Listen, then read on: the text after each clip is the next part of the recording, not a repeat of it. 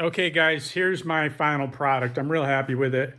Again, I was trying to copy the seat concepts by making it wider, softer, and I don't think I changed the height much. I might have actually increased it a little, but once I squish it down, it's not bad.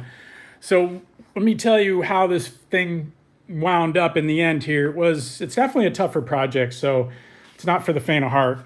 This is a rubberized cover that I got from Amazon because I didn't want to spend a lot of money, and it had these pleated grippy things in it. I didn't really want those, but that's all they had. This is like 26 bucks now. They actually sent me the wrong one. Even though I ordered a plain black one, they sent me one with a big logo on the back of it, which was causing problems, but I managed to stretch it and cut the logo away. So I think I'll get a further discount from Amazon for sending me the wrong one, and just as a, hardship thing, whatever you want to call it, I'm asking. So let me show you how this wound up. It's super comfortable. I added another layer of 1/4 inch sew foam, and I'll show you how I got here in the final ends of this. It's definitely, like I said, an advanced project. You can see I pretty much got the uniformity pretty good. It's quite square, quite straight, if you can see that. So I'm real happy with it. And you can kind of manipulate it along the way. And is it absolutely perfect? Well, I'm real picky, so no, but is it good enough? Yeah, probably. No, definitely. Especially when the Seat Concepts is probably over $350 to your door. So here's how it went. They sent me, a big seat cover, rubber with cloth backing, as you can see. It wasn't what I was expecting, but actually it's fine. Here's the cloth backing that you can staple into, and you can see it's got these little rubberized, if I can get this stuff to cooperate, little rubberized textured things on it. You can see that.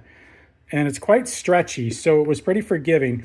Now, it had a skirt on it made out of another material sewed in to shape the front of a motorcycle seat so you could pull it over like a sock and then start from there. However, it didn't perfectly fit my seat, so instead of trying to modify it, I simply got my seam ripper and I cut the whole thing out because all I really wanted to use was this rubber material anyway. So that worked out better. So basically I kind of scrapped that piece they had on there and just used the rubberized portion of it. So what I had to do, it had a lot of extra material on it, which I cut away to get the seat to fit. You got to get it all nice and tidy. The corners are definitely tougher. You just got to mush them in there, turn the corner best you can so you don't create nipples on the corners, and then pound it in with the stapler. A pneumatic stapler is kind of almost a must in this situation. This rear is not quite as perfect, but it's darn close enough. But I'm real happy with it. I might drive a few more staples in just for safety measure because they don't quite stick in plastic as good as they stick in wood. So make sure you double up if you see some stressed areas, back it up with another staple. But man, I'm real happy with the way it came out. It's super comfortable. Supposedly it's waterproof. And this cover was like 26, 27 bucks. Again, I think I'll get a discount because they sent me the logo. Oh, let me show you the logo. The logo sat like at the worst possible location. It basically was here. I wasn't sure I could stretch it long enough to dodge the logo, but I was able to. So I shot in some mounting starters right here. I wanted to reinforce it so they didn't tear out. I centered it as best I could because I wanted to line up these pleated sections to make sure they were square. So I centered it as perfectly I could. I even drew some straight lines, double checking everything, fired in those mounts. Then I came back in, drew this over, and I worked it and drew it tighter and tighter as I went. And I did have to pull some staples here and there. You kind of want to put in starter mount staples. You'll have all this extra material, so it's not the end of the world. And then you can just try it tighter and tighter and make sure your sides are even. A lot of it has to do with just pushing the material down and around because you do want to go tight.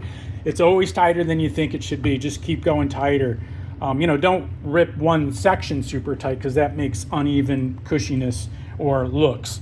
So anyway, you can do it if you want to be crafty. It worked out really well for me. I do have a touch of experience with this because I did a really complex project before this in upholstery, and that's why it made it easier for me. I do have the staple gun, the staple puller, and get some decent scissors, and I was able to make it work. Well, I hope that helps you guys. I think I saved myself over $300.